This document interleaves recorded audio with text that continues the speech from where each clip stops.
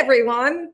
Thanks for being there. This is indeed the Linda Cohn Show. I am Linda Cohn with my producer, Dominic D'Angelo.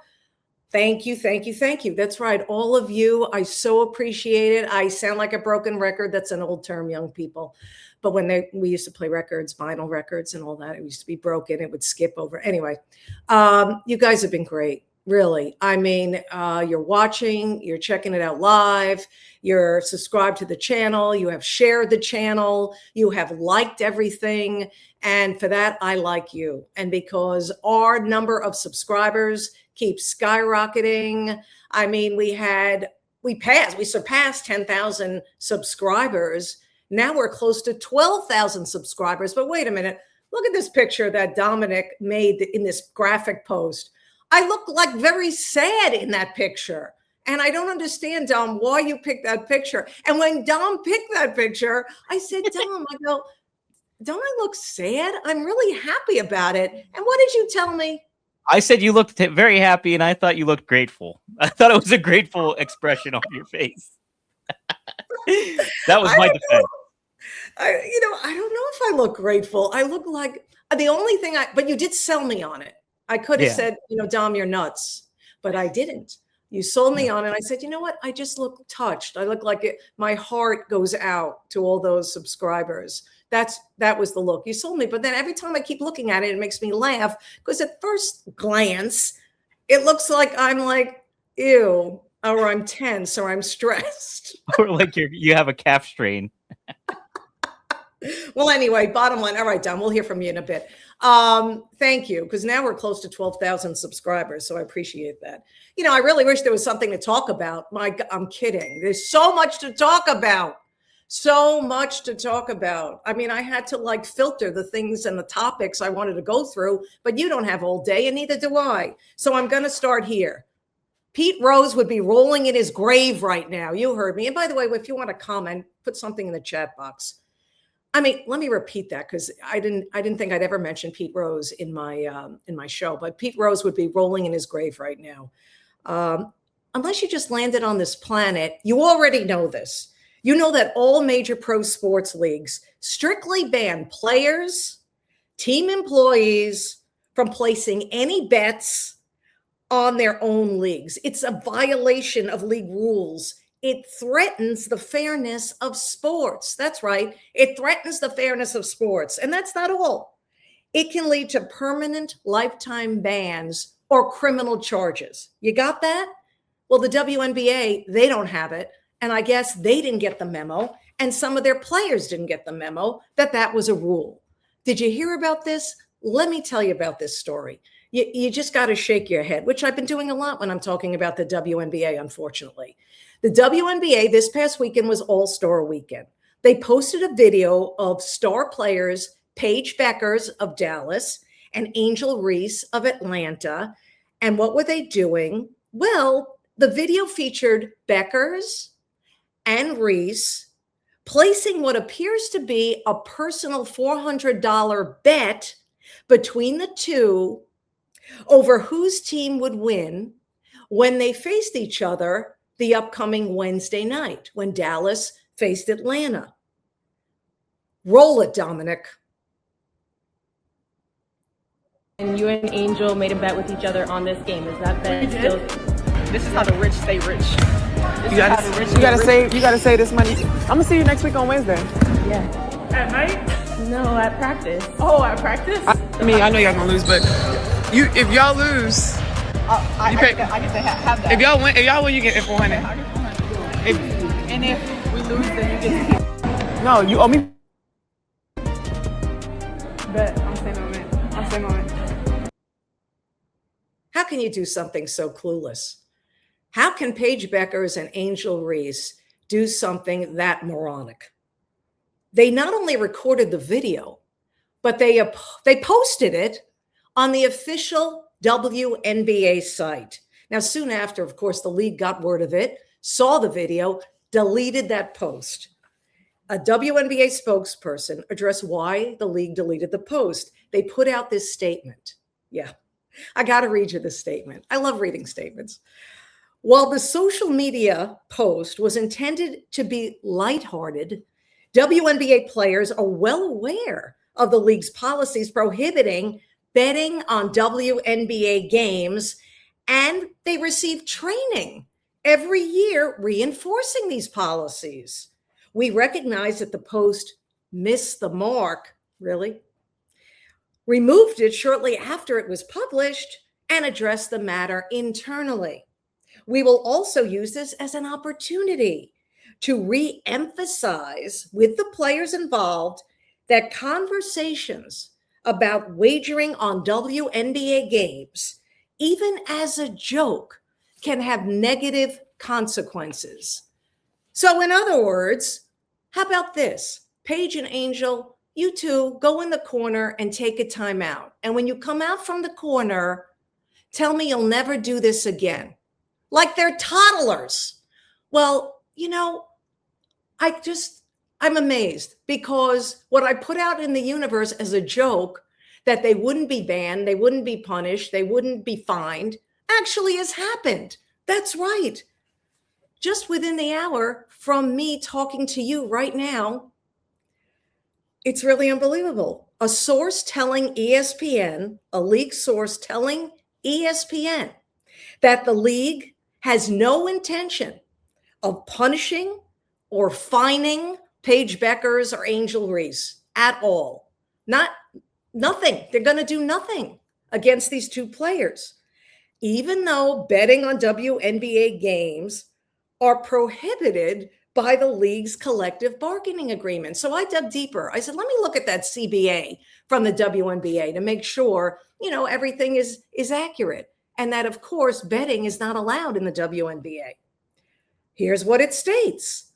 That agreement, the CBA for the WNBA, states any player found by the commissioner after a hearing to have been guilty of wagering directly or indirectly, or of offering or attempting to wager money or anything of value on the outcome score or any other aspect of any WNBA competition, shall, in the sole discretion of the commissioner, be subject to a fine, a suspension, and or dismissal, and or disqualification from any further association with the WNBA. WNBA commissioner, in this case, is Cathy Engelbert. And once again, Cathy Engelbert has dropped the ball. How do you refuse to punish these two in some way, to send some kind of message that don't let this happen again? I don't care if it was a friendly wager. It's still a bet. And we hear all the time from this league and those who run it, those who play in it, that this league should be treated like other professional sports leagues. Well, if that's the case, then these two should have been punished in some way. But according to the commissioner, Cathy Engelbert, that's not going to happen as they sweep this under the rug. It's just incredible. What do you think about this? I don't know. Maybe because I'm prisoner of the moment and it just basically happened. But this is wrong. This is the wrong message that is put out there.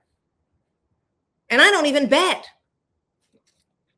Speaking of the WNBA, because, they keep feeding me content. What am I supposed to do? Ignore it?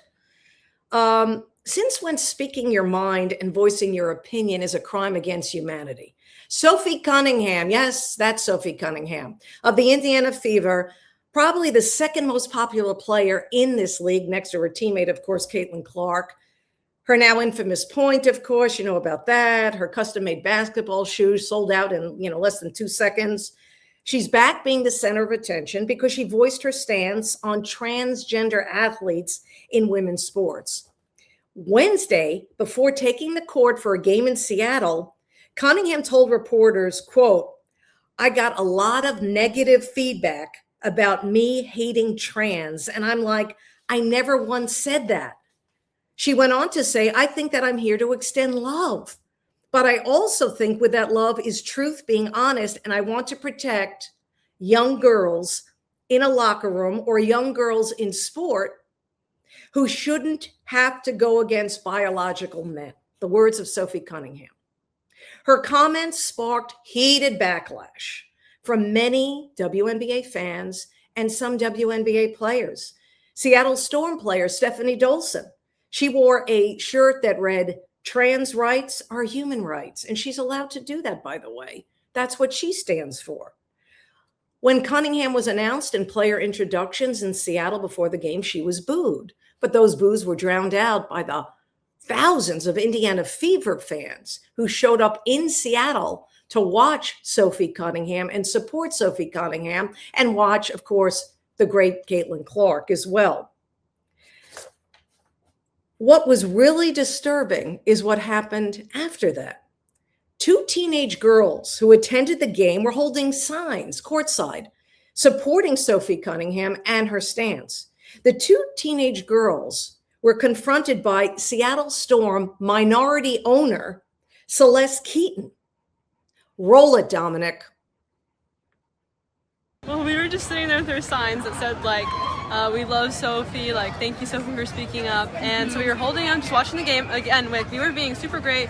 We hadn't said anything to anyone else. We were being super respectful. We were just holding our signs and cheering for both teams. And this lady, older lady, comes up to us.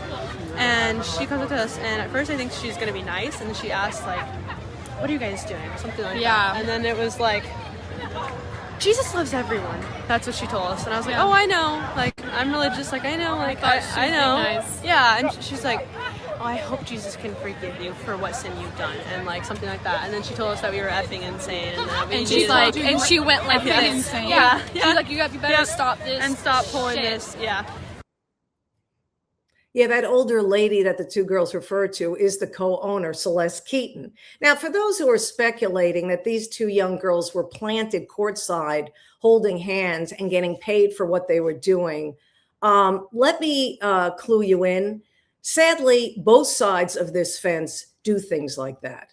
I'm going to believe that wasn't the case, but you could believe whatever you want to believe. But remember, we see this on both sides of these type of topics. So all of this led to the Seattle Storm releasing a statement of apology. You know how I love reading statements. This was by the Storm's majority owner, Ginny Gilder. And she said, everyone who attends a Storm game deserves to feel welcome. And we remain committed to creating an inclusive environment where every fan is treated with respect. Following that, the Seattle Storm announced that their co-owner, Celeste Keaton, who verbally abused those two teenage girls, is going to be banned 5 home games for her actions in that situation. 5 home games banned. Now, the Keaton abuse toward the teenage girls there to support Sophie Cunningham, the abuse didn't stop there. These two girls also faced more abuse from a so-called grown man making a scene. Roll it, Dominic. She's a minor.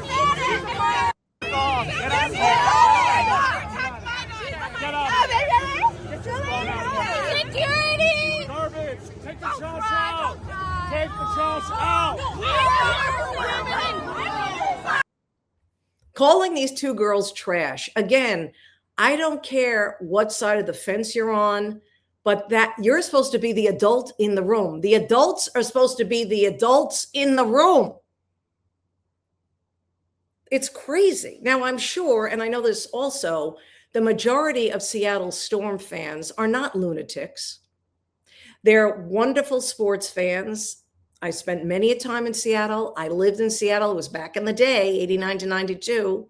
My daughter was born in Seattle. I worked for the Kraken for a year. Those sports fans were fabulous. They're good people for the most part, but you always have a few morons in the crowd. And it's ridiculous because here's my question to you. Have we reached the point where sports fans can't peacefully express an opinion? Can they express an opinion without being shouted down? That's all I ask. I mean, you can agree with Sophie Cunningham, you can disagree with her, but when teenage girls holding signs expressing their views at a basketball game leads to confrontation, what are we doing? What's going on? what's happening?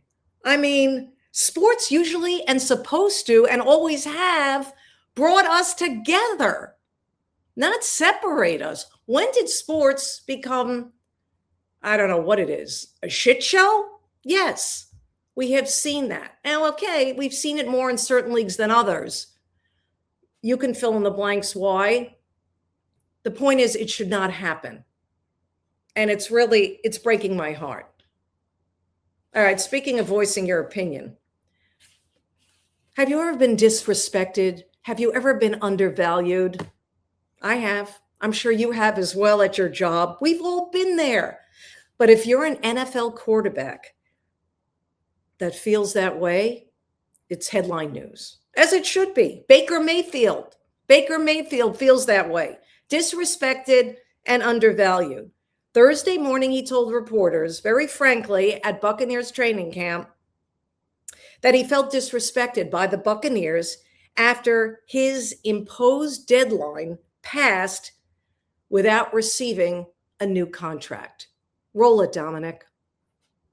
I mean, obviously, I've told you guys I've been pretty upfront and honest about my feelings about Tampa. It being home for now our family. We're raising kids here. We love it here. I wanted the deal done and set the deadline and told them it was going to be all ball after that. And I did mean that. And I don't know if they thought I was just going to take some of the offers that they gave, but I'm at the point in my career and understanding what I've brought to this franchise. One, I'm very, very thankful for the chance they gave me. Do not get me wrong on that. But I've also I really know what I've brought to this franchise, leadership-wise, and even play-wise. It's been some of the best years of my career, and I think it's only going to trend upwards, just being comfortable and feeling that. So disappointing in that regard to not have, to feel disrespected a little bit. Yeah, disrespected a little bit. I just love how honest he was to those reporters. I'm a big Baker Mayfield fan. Let me just put it out there right there. Now, ESPN's Jeremy Fowler reported that the Buccaneers offered Baker Mayfield a 2-year deal extension. And Mayfield then told Fowler that offer was, my words, embarrassing. Why? Because it wasn't the $50 million a year salary that Baker Mayfield was looking for. Let me give you a little history of what Mayfield has done in Tampa. Maybe you're not following the Buccaneers as closely as I am. Since he arrived in Tampa, right after Tom Brady exited with a Super Bowl victory, it was 2023 exactly when Mayfield arrived in Tampa. He started every game for the team, every single game, including 2 postseason appearances. Baker's Buccaneers, though, did not make the playoffs last season. Remember, they went 8-9 and they missed the postseason. Overall, Baker's Buccaneers regular season record, 27-24. Question is, I'll put it out to you.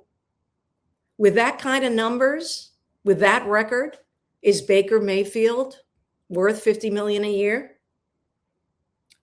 1/3, get this, 1/3 of the NFL's starting quarterbacks in this league make at least $50 million a year.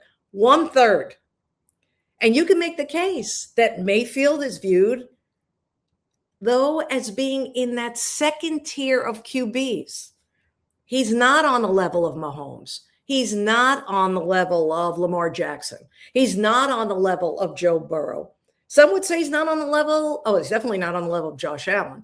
But some would say he's not even on the level of Justin Herbert. He's that second tier. But remember, the quarterback market, it's changed. I mean, $50 million isn't given to just quarterbacks who win MVPs anymore. Those days are long gone. So as I'll say to you again, I'll ask you again, is Baker Mayfield a $50 million a year quarterback? Or is he simply a quarterback in a $50 million quarterback market? And you got to pay him. I say give him the $50 million. I also say 2 years, give him 3 years. The guy's 31 years old. But Baker Mayfield put out his warning signal. He didn't want his contract to become a distraction. Well, guess what? Now it is a distraction. Unless both sides come to an agreement before the games begin for real, it is a distraction. And Baker had this quote, this parting shot today, which I really liked. He said, if you waited this long to take care of your franchise quarterback, He's talking about himself. That's too bad, because it's only going to get worse from here. I'm going to have a really good year. Is that the method to the madness that the Buccaneers are hoping plays out?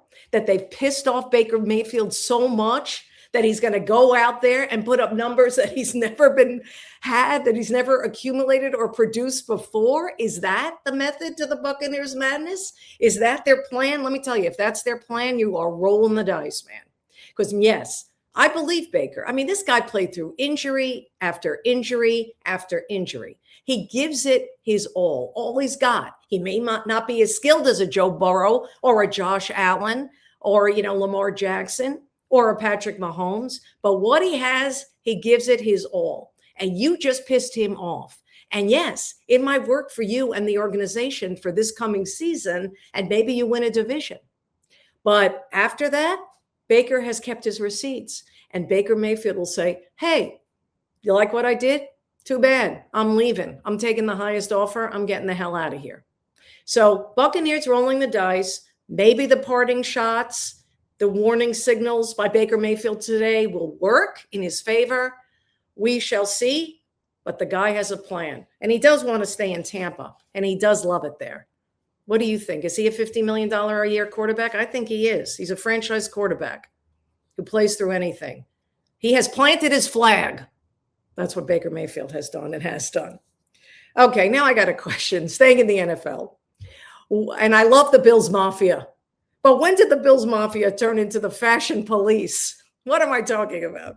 Well, earlier this week, the Buffalo Bills made a big announcement. They have these new alternate jerseys. They're excited about these new alternate jerseys. They'll make its debut this season. They are being called the Nickel City jerseys. They tell the story of the city of Buffalo itself, not just about the football team. You're looking at it, the gray jersey and pants, they represent Buffalo's nickname, Nickel City. Did you know it? That was Buffalo's nickname, Nickel City. And they paid tribute to the city's industrial heritage, the steel mills, the railroads, the blue-collar workforce. The gray is meant to symbolize strength, grit, and authenticity. So the uniforms also, of course, coincide with the opening of their beautifully new Highmark Stadium, which will also make its debut this year. It represents a new era of this Buffalo Bills franchise, right? And to the diehard Bills fans, they don't seem to be big fans of these new jerseys. Maybe they don't like change. I don't know what it is, but their beloved quarterback, Josh Allen, voiced his opinion, and he wasn't even asked about the jerseys, but he wanted to get it out there after hearing about certain fans frowning upon the new look. Roll it, Dominic. Jerseys, guys. I don't know if you guys are hating. I don't know. I don't see anything, but they're great. I honestly like. Speaking of new, right? It's a new look. It is. I understand that, but we gotta be new, and I think these jerseys kind of are symbolic of that. And I'm excited to wear them. We had a lot of people that put in a lot of hard work for these jerseys, and it symbolizes a lot of newness, and that I am excited about. Do you like it better than last year's all white, which I thought was pretty good? We didn't win in the all white, so absolutely. We didn't win in the all white. Of course, I don't like those jerseys. It represents newness. And let's tell you, after what we saw in that divisional playoff game with poor Josh Allen committing 4 turnovers, and he wanted a do-over and he was visibly upset, it's time for a change. It's time for some newness. And, he spoke from the heart. I give him credit. But, we'll see if he can win over Bills fans. The thing is like, what do organizations do? They want to, how should we say this, honor the city that they play in, but they don't want to hurt fans' feelings. Now, I think this is great. Anytime you have an alternate jersey, it's a good thing. You make money. The organization makes money. Some Bills fans don't like the jersey, but you know what? More fans for the Bills, guess what? They're buying that jersey with Josh Allen's number 17 on it for sure. I got to bring in Dominic on this. Dom, of course, who knows what Dominic's going to say? He's a Jet fan. and he's going to be That's talking right. about the Bills. But when do guys, why are guys so sensitive about, fashion all of a sudden when it comes to their favorite sports teams? Look, I don't get it either. Back in the day, like 2003 and stuff like that, when I was like just starting college, like those Bills uniforms were kind of cool. Like they were different looking, the Drew Bledsoe era, I'm thinking, and all that stuff. And now, like, I actually really don't mind the jerseys. I really don't. I don't think they're that bad. Like, I kind of like the big, thick logo thing. And to the Nickel City aspect, it does. It speaks to the city. I'm a Jets fan, but I think Buffalo's a cool city. And I actually don't mind the Bills as division rivals. I'm supposed to hate them, but I like them. And I like Josh Allen. So I think he was doing the right thing by all that stuff. I think it's pretty endearing that he, like, kind of called out everybody. Hey, come on, quit hating on the jerseys just out of the blue on his own volition. Right. And so I respect them a lot for that. And I watch it. Watch, Linda. They're going to win the Super Bowl, and everybody's going to love those shirts. And those jerseys will be triple the price. Right. Yes. Everybody will want Josh to sign them. Yes. But, Josh is very good about that. He remembers fans who walk out early at games. I give him credit that he is like, he's got eyes everywhere. He's got spies everywhere. He knows anyone who says any negative comments about anything or walks out of games early, he's watching you. And that old expression, Dom, I know you're not super young. You'll know this, you just, Bills fans have given their 2 cents. Josh Allen just gave his 2 cents. You just gave your 2 cents on the subject. Basically, you just gave your 5 cents on the subject because it's Nickel City we're talking about. Makes plenty of sense. I mean, I thought about that. It took me all day to think about that. I think it's a zinger. You should have used that on SportsCenter. Those days are gone. Oh, all right. Yeah, Okay. All right. Goodbye. We'll talk to you later. All right. Here it is. What you've all been waiting for. It's so great. My guest today, none other than my friend, former colleague at ESPN, the great Kenny Mayne. We sat down for a look at his past, his present, and his future. Of course, he had me laughing. Kenny is just so darn funny. He was so funny during the sit down, guys, that he was so good that I have to make it a 2-parter. Yeah, because we just kept going on and on and on and on. So today will be the first part of the Kenny Mayne interview. Here it is, part 1. Roll it, Dominic. My good friend, my pal, my former colleague, Kenny Mayne joins me. Kenny, welcome to the show, my friend.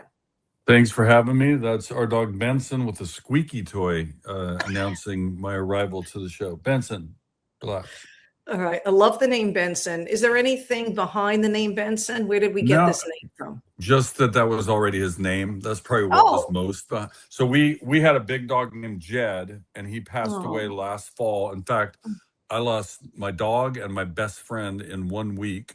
My best friend, Mark Sansevier, and then he had muscular dystrophy. It's a long story, but I can't tell it. I can't tell part of it without telling all of it. You know what I'm saying? Sure. And it's still good to talk about. I just had a dream about him the other day. Mark had muscular dystrophy and was in a wheelchair, but in the dream, he was back up on his feet. So his brother told me that's native. He was Wolf Point, Montana, Sioux and Assiniboine tribes. And he said that's the native way of him coming back to tell you he's okay. I'm buying that. By the way, I already bought it because I was going to tell you that Yeah. before you just explained that to me. I love it. So And it's Benson, really- we then got Benson. Gretchen immediately Googled next man up. And we got this dog Benson from New Hampshire. And his name was already Ben. He was Big Ben on the website. And he is Ben. Ben, come here. When he comes over, I'll hold the computer. Put him on camera, Kenny. Put him on camera. Well, we're trying to get an ad deal with Chewy or any of the other leading dog brands. He is going to make us. That's really my nest egg right there. That dog. I think he takes us to the victory. Yeah. Well, you're preaching to the choir here for sure. It's funny, since I started doing this show, Kenny. You wing it. It's live. I mean, and so my dog Babs, she has timed her outburst perfectly. Oh. So when my show was over, my previous show, the Amazon guy dropped off some packages, and it was Babs. And I'm like, oh my gosh, the timing, Babs, you nailed it.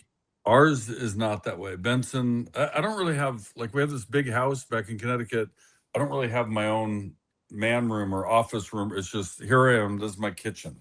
This just seems to be the best and the most. Otherwise, you got weird stuff behind you, and Yeah. like How do today you we feel had about that? By the way, how do you feel about that? You've been on a million podcasts. You have your own stuff. Of course, We Need a Fourth with Cooper Manning and Brian Baumgartner. Why do people care so much, Kenny, of what's behind them and what's being displayed? Well, there's this website. They're on social media called Room Raider. Very funny because they'll make fun of people who have terrible backdrops.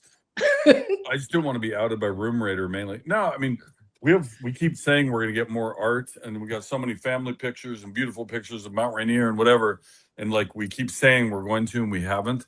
So I just feel like a blank wall. I don't think this is bad. We got some sourdough bread, a toaster, some mini graham crackers, but I'm 4 days deep on no desserts. I've decided to stop eating dessert, except tomorrow night. We're celebrating our wedding anniversary, so I'll probably break down and give in to Gretchen for that. As you should. It's a big day, and congrats to that. Well, you know what? Let's go back. I'm laughing. Let's go back in time. The people love nostalgia, Kenny. Okay? They seem to. They seem to. So, and they seem to love the golden era that we were. Time out for me. Did you put the chicken on? Well, the stove, it could just blow up. It could get so hot. It's like the sun. We don't care. Benson can do whatever he wants. He's part of the show. Yes, going back in time. Hi, Gretchen. She's doing a great job. And Kenny's hungry. Nostalgia. I'll carry the computer with me to the grill. We just like have it be a roving show. Does it matter? Does it matter that I'm in a chair? Is your show chaotic enough that I could? Here's Benson. Look at this idiot. Let's see. Look at the baby. Look at the baby. What? Benson is like a pillow, Kenny. He's 10 months old and he weighs $135. He looks like the dog on the Muppets. Yeah. A little bit. Wait a minute. 10 months old, already 135. Yeah, he could go. Is he getting bigger? Or he's like the fridge, William Perry of dogs. We don't know what he's going to do. Oh man. All right, let's go. Can we go? We're going to dance around here because dinner's almost ready for you. All right. Back in time. Yes. Of course, I'm sure you remember all our shows we did together. Of course, we did many. We did many, and it was great. And it's well established how much I laugh and how I think you're the funniest man in every room. And I really mean that. And you know that because I displayed that because I couldn't stop cackling. So where did this offbeat, dry sense of humor come from with you? And when did you know you were funny? I think I've said or answered that question many times, kind of the same way. The same thing that I ended up doing for a career is what got me sent out in the hall in 5th grade. And I spent most of 5th grade in the hall. Like Mr. Bell was not putting up with my bullshit. And Mark, my good friend I mentioned already, we were both in the class. I seemed to get in trouble more than he. I think it was always, what's the silliest, most absurd thing I can say as fast as possible to kind of, win the moment, right? Like to get the laugh. Right. And I probably was doing that. But, my dad was funny. My uncle was funny. My sister's boyfriends, and that were in my life. I grew up on Johnny Carson, Bob Newhart, that was kind of quintessence of, dryness, just what's a simple line. It's not like a joke.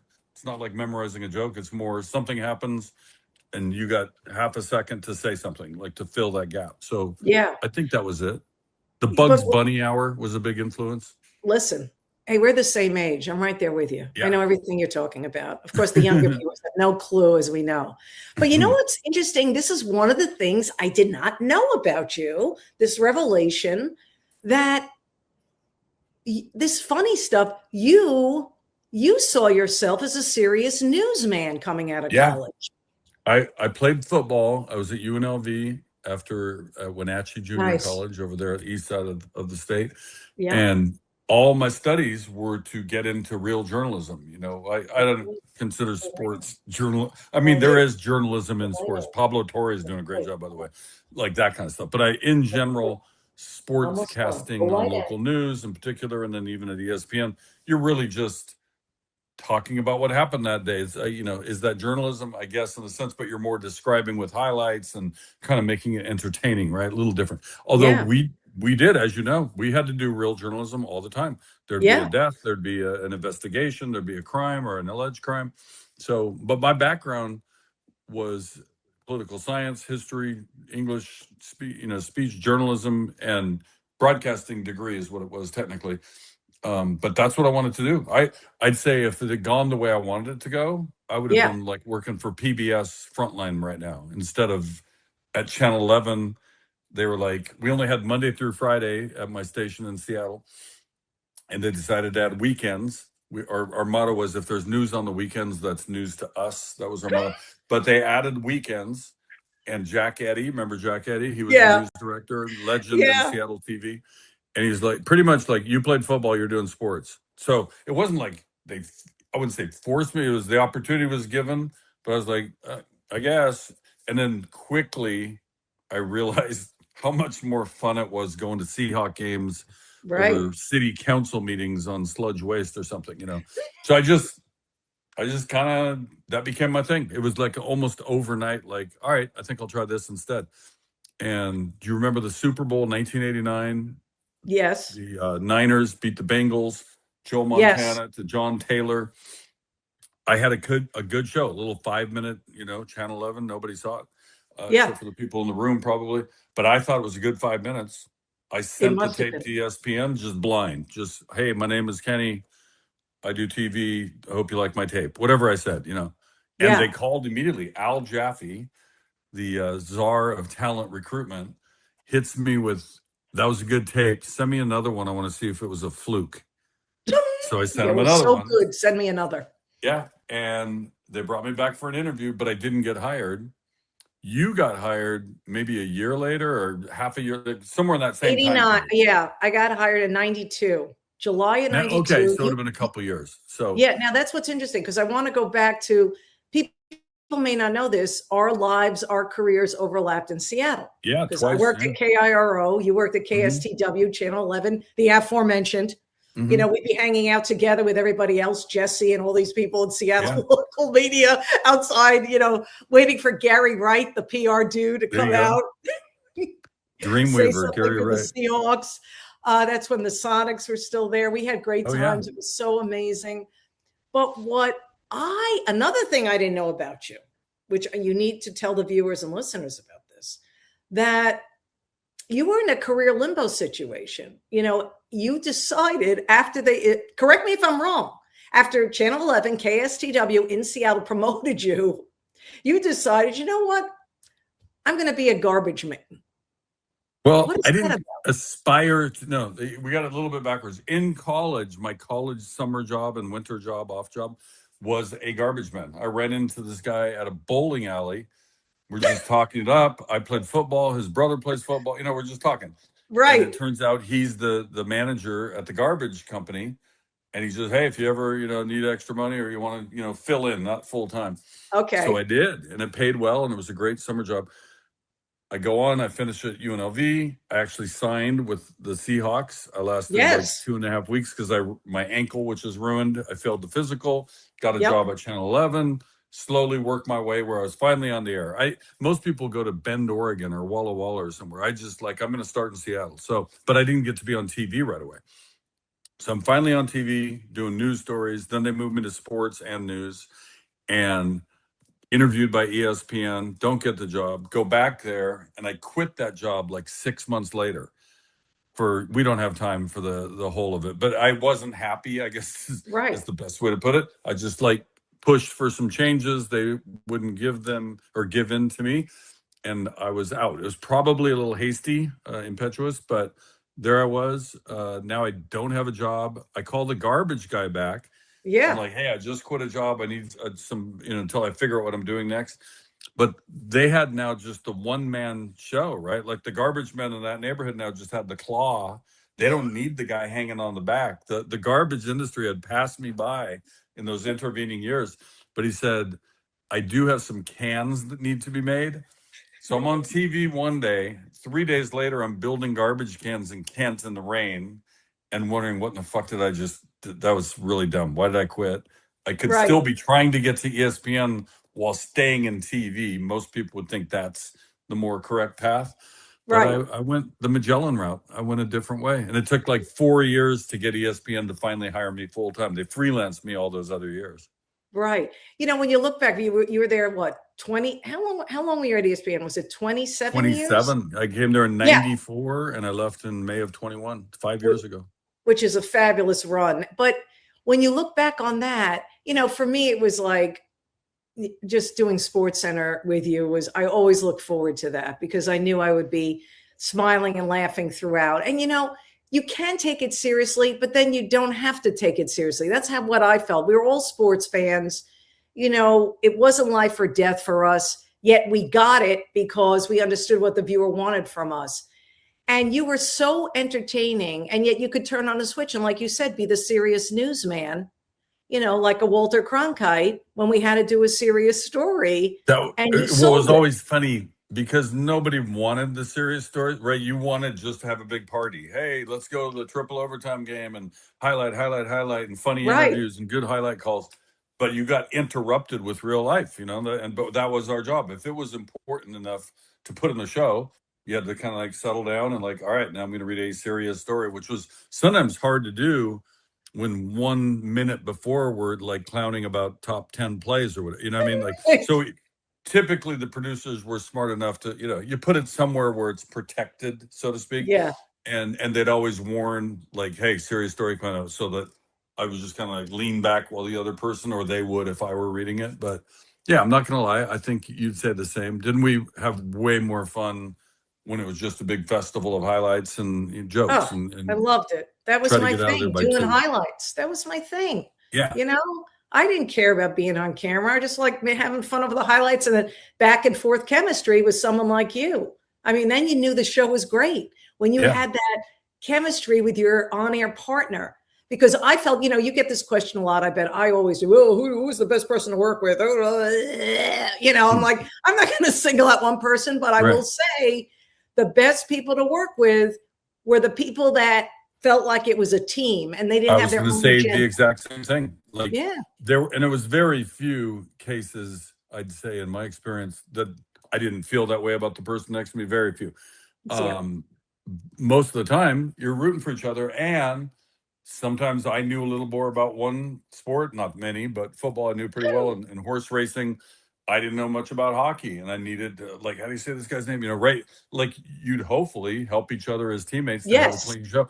Because even as much as we wanted to clown around and have fun, always it was get the score right, get the name right, get the facts right. You know, it's the old first do no harm, right? You know, get it right. Yeah. But yeah, I had some rough hockey calls. I probably wasn't the greatest hockey highlight call. I got smarter with time, though. You don't need to name 5 Czech Republic guys in a row and then a Russian scoring. You say great passing by the Canucks. Look at the movement, or whatever. You just fill some space, exactly. Pause, you're stumbling and bumbling, to quote our leader Chris Berman. If you name every name, I mean, God bless those who can do it. You know, God, if you had me be a hockey, literally like a play-by-play, it would be boom goes the dynamite. It would be really bad. It would I'd fall apart.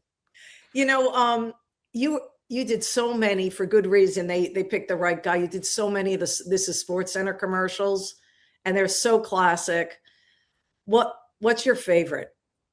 Man, I think it's almost like a 4-way tie. It's almost impossible to just say this over that. But Stuart Scott and I, the Big Buddy basketball program, that's right up there, I'd say. Yes. And the premise, Dan Patrick does the narration and the setup. Talks about how we give back to the community and we're always trying to, you know, help out kids, whatever. And then Stuart and I go to the gym and there was no script. The director's just like, go out there and be an absolute jerk. There was no script. And we did. Stuart checked the kid, a little 4 foot tall, he blocks him. I'm screaming at the kid, you know, your parents signed the permission slip, get up, you little, you know. It was pretty good. Get up, walk off. Your parents signed the permission slip, get up, man. And it was chaos and a blast. And then people don't know, we oftentimes, most of the time I should say, we were working that night. I was on the 11 or I was on the 1.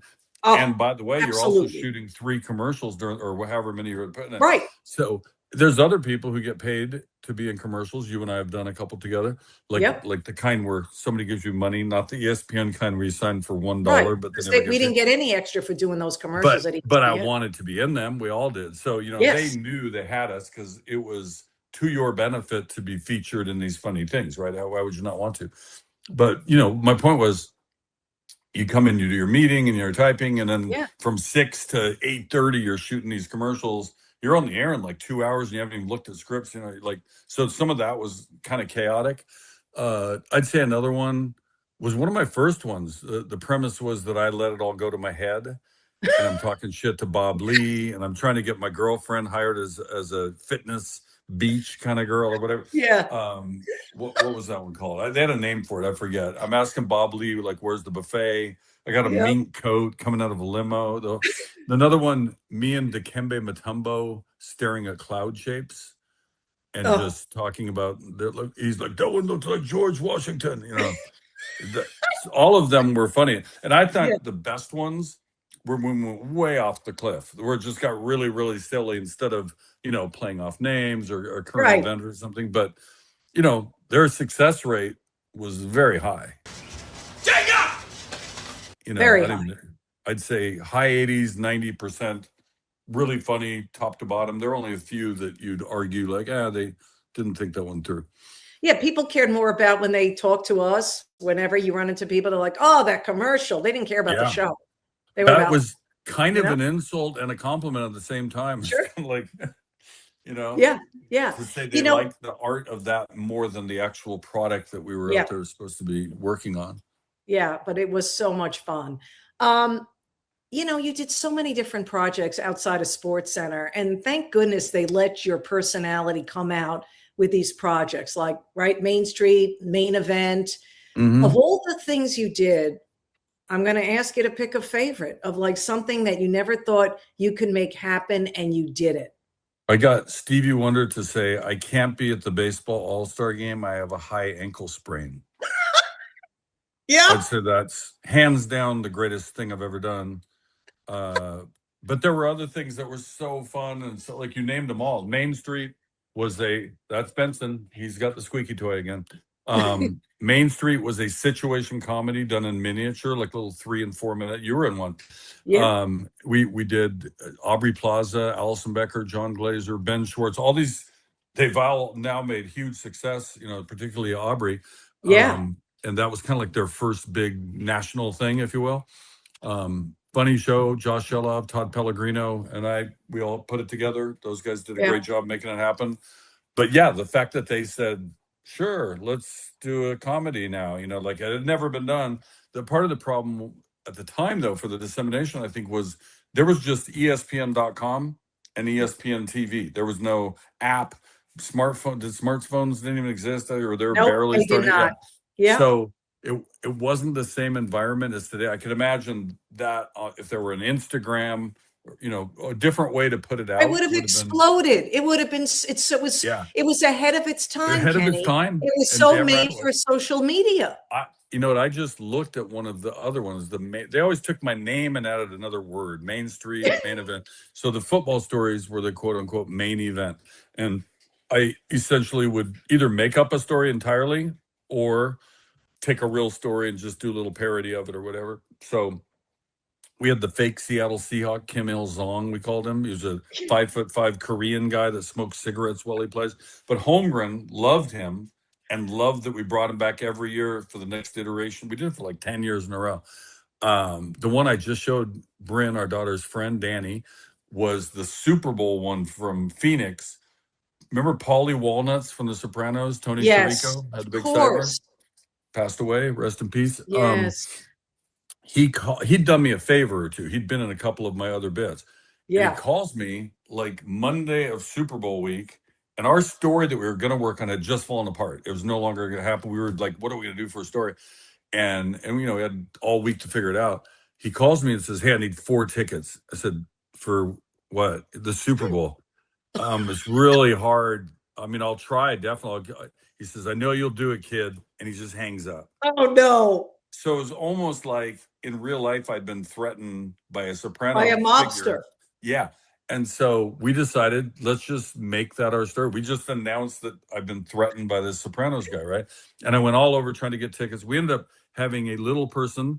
His title was Midget Actor of Phoenix, Mark Okay. Trombino. We hired him. We blew up a car.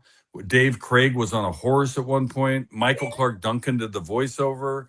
Stacy Keebler slapped me across the face for some reason. Like, we had all of these crazy elements all in one little story that we threw together by an emergency. So that, among many, the wider world thing was a blast, traveling around the world and doing all these unique sports.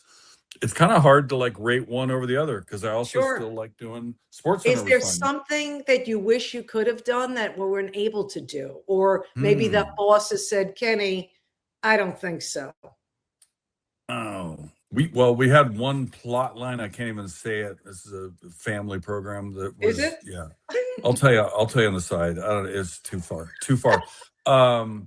Honestly, I didn't feel like I got held back. Like, no, you can't do it. It was more sometimes the edit of what I turned in. Like, okay, we went out and did it. We thought of it. We wrote it. We did it. And then somebody was like, I'm going to take that sentence out. It's like, that's the kind of editing that bugged me. Yeah.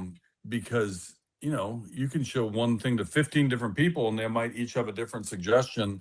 I sometimes think they should let people, and they did for the most part, if somebody has a certain skill set, just leave them alone. Just keep it under 3 minutes, instead of trying to micromanage people. But all in all, I can't really say I had too many complaints that way. I had probably more freedom than the next guy, but you always think about the ones that didn't work out. So to be honest, sometimes we would add something to the script that we didn't care about, like something way over the top, to let them take that out. Then we would get to keep the rest of the stuff that we really wanted in. So sorry, we've tricked you guys a couple times. How great is Kenny Mayne? So great. And I told you, so great. We're bringing him back. Part 2 will be our next show, which will be, of course, Monday. Oh, so funny. My favorite thing is Don putting up that picture when he was talking about Kenny being a garbage man, Oscar the Grouch, or whatever he's called, the garbage can. It was just so great. If you blink, you might have missed it. If you subscribe, you can always see it. Just this goes on and on and on and on. But thanks to Kenny. We'll hear more from Kenny on Monday's show. All right, Dom, it is that time. We've waited very long. We hope to get some good fan questions. We appreciate all that have chimed in. And I also want to say thank you to those who chimed in during that interview with some very, very, very nice comments. And that means a lot. I know it means a lot to Kenny. It definitely means so much to me. So thank you for taking the time to doing that.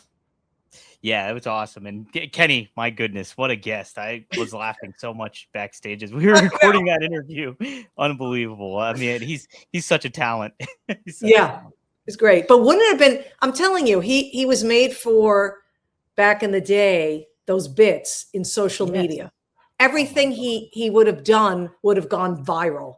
100%. Like, just the cleverness that he has with these commercials and what he was doing, his timeliness with it all too. It's just impeccable stuff. Man, I almost want to like make him on Madden and like play as him as a quarterback, just so he can have a successful NFL career. That would be sweet. Yeah, of course. He suffered that awful injury at UNLV against Oregon, ruined his career. But yeah, he could still throw a football. Oh, he can still sling it, I bet. No doubt about it. Yeah. All right. Speaking of slinging it, let's do some questions. We do have a quarterback related question too, Linda. This is from another Linda, Linda Flores. Thank you, Linda. Hey, Linda. She says, what kind of season do you think Aaron Rodgers will have this season with the new Steeler leadership? Yeah, we talked a little bit about this a couple episodes ago, but why don't you elaborate? I'm intrigued to see what you have to say about Aaron Rodgers. Yeah. Listen, here's the thing. I hope he regains some of that magic he had with Mike McCarthy, now his head coach with the Steelers. Of course, he was his head coach in the glory years with the Green Bay Packers. It would be nice for Aaron Rodgers to go out on a high note. I'm not saying that, the Steelers are going to win any Super Bowl. Sorry, Tom, but you don't care. You just live in Pittsburgh. You don't root for them. But the point is, I'd like to see Aaron Rodgers play really well, better than he did last year with the Steelers. And I think he will. I really do. I think he has some pride, and I think he's going to work hard, even more so, to go out on top. And what define on top? Well, something better than he did before. And the guy's not young anymore. We'll see what he can do. I still think they need a little more around him to be successful, but I'll be rooting for him. I'd like to see him do well. Dom, what do you think? You're in Pittsburgh. What are people saying about it? Yeah, like I said, people a little bit disenchanted with the aspect of Aaron Rodgers coming back. They did not like that it took so long to say he's coming back. But look, I mean, if you can put 2 and 2 together, he was going to come back, right? Yeah. And on top of it too, I like Aaron Rodgers a lot. I'm a huge fan. He's probably he probably is my current favorite player in the NFL. And like I said too, the Jets stuff wasn't his fault. Like he was just part of it to help out, and it didn't work out. So with timing was all wrong there. Yes, and with the Steelers, him being the age that he's at, he tends to let go of the ball a little quickly now. Doesn't want to get hit. Can't say I blame him. But look, I think Mike McCarthy's got the offensive mind. Mike Tomlin necessarily wasn't that. So a veteran mind of a coach to put that forward for Aaron Rodgers and understanding the kind of player that he is, I think it's going to work out pretty well, better than some people think, as long as Aaron can stay healthy. So yeah, and I think Mike McCarthy, honestly, I think Mike McCarthy wants to do some things, right? I mean, he wants to show that he's still a winning head coach, Super Bowl winning head coach. So he's inspired as well. So it's something to watch. And Aaron Rodgers said earlier this week, too. Yeah. They're a great point. Great point. Yeah. And Aaron Rodgers said earlier this week, when asked about what made him decide to come back, he goes, the wife told him it's okay. Do it one more year. The wife. Yeah. Didn't mention her name. It was the wife. I like that she's an air of mystery too. Like, why put her out in public? Yeah. I respect that. I'm not knocking it. No. He's giving her credit. Right. Give her credit. Tell the, so it's all on her. We'll see what happens. All right. You got another question? Yes, we got another one here. This is an interesting one. This is from Rex Waffer, whatever it may be. Sorry, I'm butchering it. Ask Linda, if you could dunk one old athlete into the fountain of youth, who would it be? If I could dunk one old athlete in the fountain. Oh, I see. To bring that old athlete back so we can. That's a great question. And one that I never answered before. Oh, man. You know what? The first one that comes to mind, and I'm sorry, MJ, but you are old, but I'd like to bring Michael Jordan back. My goodness, yes. Let's have the real battle. Who's the GOAT? Bring Michael Jordan back. And let's see in today's game, right? What the numbers, can you imagine the numbers he can really put up? So let's dip Michael Jordan, that fountain of youth, bring him back. Let's see in today's NBA what kind of numbers he would put up. Because when he played, we all know teams like the Detroit Pistons and others were basically tripping guys and getting away with it, or muscling them out, Bill Laimbeer and all the bad boys and everybody else. MJ couldn't breathe. But can you imagine in today's world, today's NBA, what MJ would do? But of course, today's world with social media, Michael Jordan has to be very careful. So if he drinks from the fountain of youth and he gets to play in today's NBA, he has to really be a little bit more secretive because everyone's got a camera. 100%. I think Jordan's a great one, right? Jordan's amazing. Like, oh my gosh, that's the epitome one, I think, to choose for sure. Yeah. That's definitely the one. Yep. All right. Anything else, or is that it? That's cool. We got one more. I'm going to put a little spin on this one for you, Linda. Spinning. This is from a friend of another show of mine. His name is Triple E. He goes by. He goes, ask Linda, have you seen The Odyssey? If so, any thoughts? Now, you haven't, though, right? No, everyone and my grandmother basically have seen The Odyssey. I have not yet. I plan to, but I'm, waiting for a good time. Obviously, you want to see that in a theater, IMAX, the whole 9 yards. So I probably can't answer this question on whether I like it or not, but I heard it is worth seeing. I saw it in theaters. I give it an 8 out of 10. I thought it was a really, really good movie. And it's not too long. It's not too long. You only feel the length at the very end, I feel. Okay. And then it kind of still picks up a little bit, but you still feel the length of it. I would like a little bit more of the Greek mythology in it. And that was kind of taken away, but I understand the intent. Is it kind of like one of my favorite dramas of all time? Is it kind of like Game of Thrones-ish? It's got that vibe. It definitely has that vibe. Yes. So, all right. I'll probably love it. I recommend it. I do recommend it. And if you do see it, go see it in theaters for sure. The way I was going to spin this, what athlete, what his Odyssey or her, or hero's journey would you have did you enjoy the most as a sports fan? Oh gosh, a journey. Wow.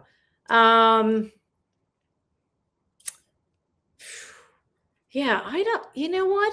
I'm going to let you, I don't know. I mean, you can name everyone who's had major success. They had a nice story to it. You know, John Elway had to wait a while to get his 2 Super Bowls and get a Terrell Davis around him to help him get those Super Bowls. I like the stories of athletes who are patient but still give it their all, and their play helps others around them do better. So, you know, I mean, the ultimate great story, I know he's a little off the wall now, but is Tom Brady. I mean, Tom Brady, man. I mean, his story, his journey is well documented.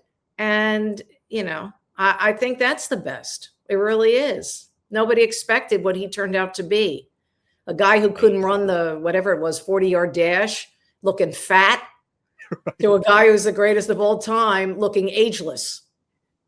Unbelievable. Now it might be wrestling soon too. Stay tuned. And might be wrestling with your buddy Jake Paul Reigns. or Logan Paul? Which Logan one? Paul. It's Logan Paul. Okay. Jake Paul is just supporting Logan.